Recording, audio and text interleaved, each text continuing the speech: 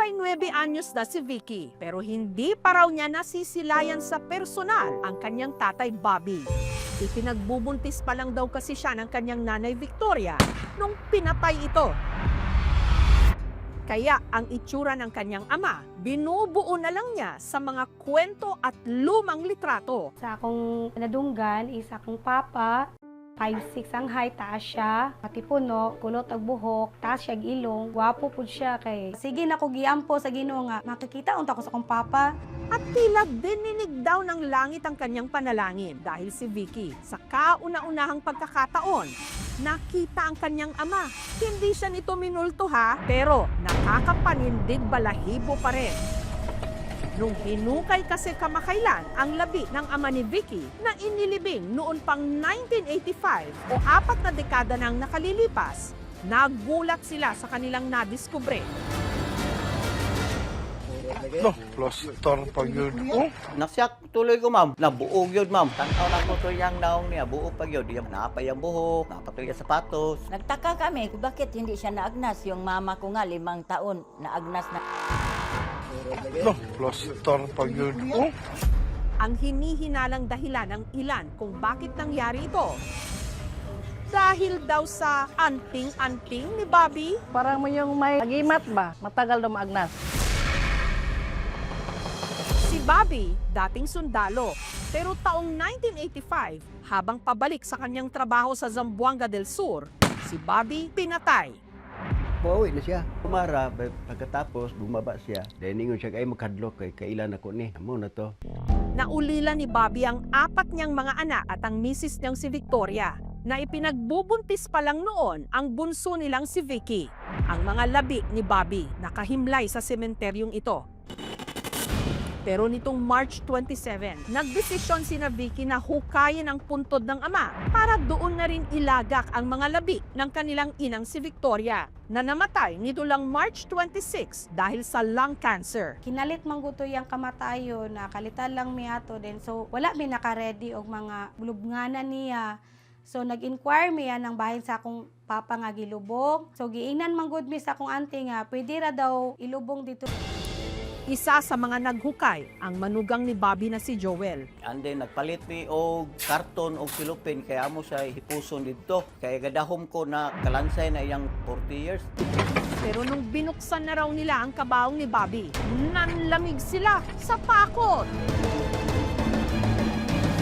no, plaster pa yun. Oh, Nasyak tuloy ko, ma'am. Nabuog yun, ma'am. nabagay panit. Oh, Ang mga labi kasi ni Bobby na inilibing nila, suot ang uniforme nito, hindi pa rin naagnas. Tanaw na ko to yung naong niya. Napay ang buhok, sapatos, napatuloy yung sapatos. Braso niya na puti-puti sa portahan na sa lungon. Bangkay walang baho. Pero mayroon tubig, pero hindi naman baho. Nahadlok, ma'am, oy. Kaya first time ko nakakita inatugon, ma'am. Yun ako ma-feel na saon ako pagkuhan ani na buo pa man niya. Dili ko na ko pwede ibutang ko sa bag na buo. Amo na lang po gikuan siya na gipicturan lang. Si Vicky na nooy abala sa pag-aasikaso ng mga papeles ng ina. Nagulat sa ipinadalang litrato at video ng kanyang tiyuhin. Check ko nga nakita na ko sa picture. no, plaster pa yun. Oh, buo pa man. Pasalamat kay ko sa Ginoo kay buo-buo pagid siya hantod gikan sa ulo hantod sa tiil hantod 39 years old na ko saka pa nako siya na nakitaan nga inguna na iya itsura.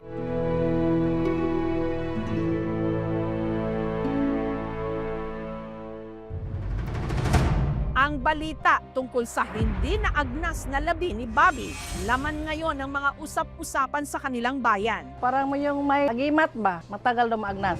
Pero ang mga naulila ni Bobby, may hinala. Doon ako na siya gikuptan. Nga na anting-anting. Noong nabubuhay pa raw kasi si Bobby, lagi raw itong may daladalang anting-anting.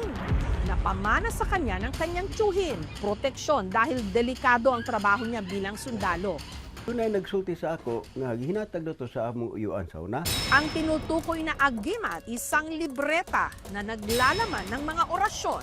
Yun ang nakita ko, yung maliit na para Bible, kulay pula, Latin ang nakasulat. Yung libreta, parang prayer book. Yung anting-anting simula pa yan sa pre-Hispanic Philippines. Nung dumating yung mga Kastila, ginamit ang anting-anting katuwang ng Katolisismo. Mga sinayunang Pilipino, nag-practice na niyan. In-adopt natin ang Christianity alongside with pre-Hispanic beliefs. Magdala sa sayang anting-anting, dili gid siya maigo. Pero kung totoong may bisa ang libreta, bakit si Bobby na may hawak nito noon sinawing palad? Sa butas ng ilong, wala mo lapos. No, lastar pa yun. Oh, At anting-anting din ba ang salarin kung bakit ang bangkay ng dating sundalo sa Pagadian magpahanggang ngayon hindi pa rin naagnas? bakit pa nito? Aasintahin na natin ang mga kasagutan sa aming pagbabalik. No, lastar pa yun. Oh, Dating sundalo sa Pagadian City sa Zamboanga del Sur, kahit 4 na dekada ng patay, nang kamakailan lang hinukay ang labi nito. no, lastar pa yun. Oh, Hindi pa rin ito naagnas? bakit pa nito? Nagtaka kami, bakit hindi siya naagnas? Yung mama ko nga, 5 taon, naagnas na. Paniniwala ng ilan. Dahil di umano ito sa gamit noon ni Bobby na agimat o anting-anting, isang libreta na naglalaman ng mga orasyon. Yun ang nakita ko, yung maliit na para Bible, kulay pula natin ang nakasulat. Magdala sa sayang anting-anting, dili gid siya maigo. Pero sa pananambang kay Bobby taong 1985, siya'y namatay. Ang bala raw kasi tumama na sa ilong ng sundalo. Ang bala gani nga mosulod sa ilong sa bangag sa lawas sa tao kay wa may kalutsan, walay kagawsan, asa man padulong ang bala. Mo nagmamatay gid siya. Parang mo na yung kahinaan ng anting-anting. Pero nasaan nang sinasabing agimat ni Bobby? Ipinamigay pala ito ni Bobby sa asawa ni Lourdes bago siya namatay. Noong panahon yon, gabi na siya mag-drive ng motor. Maraming mga masamang tao nagkalat sa palibot kasi proteksyon daw yun. Walang gumalaw sa kanya dahil lang yun sa orasyon. Si Esmeraldo na siyang pinagpasahan ni Bobby namatay sa cancer taong 2015. Bago raw ito yumao, inihabili naman niya ito sa isa sa kanyang mga kapatid. Sinunog ni Victoria Insong yung mga libreta. Wala na natira. Kasi si Victoria kasi hindi siya maniwala ng ganyan. Since birth God, Christian nami. Wala bang God sa amuan ng mga tinuan nga anting-anting. Buo pa man. Pero bakit nga ba ang labi ni Bobby hindi pa rin naaagnas kahit 4 na dekada na siyang patay? Hindi lahat ng katawan ay mape-preserve ng 40 years. Yung strength o yung tapang ng pagtimpla ng formalin solution is a factor para mas tumagal yung proseso ng preservation. Hindi naman kasi ito namatay due to a septic or yung infectious process. Maganda yung pangangatawan nito, masikip yung damit na suot nito yung time na nilibing siya. Hindi na-expose cold and moist environment. Ito yung mga nag-contribute kaya hindi tuluyang naagnas yung katawan.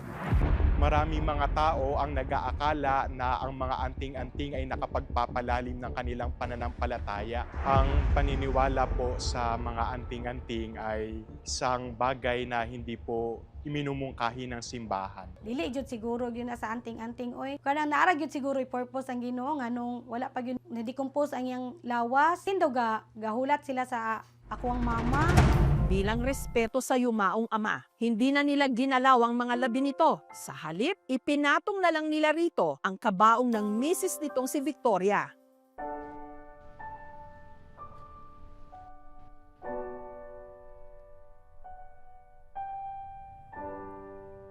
Sige lang kay at least nakita na ko nga naa siya dira. Kauban po sila sa akong mama nga nag-usa di sila.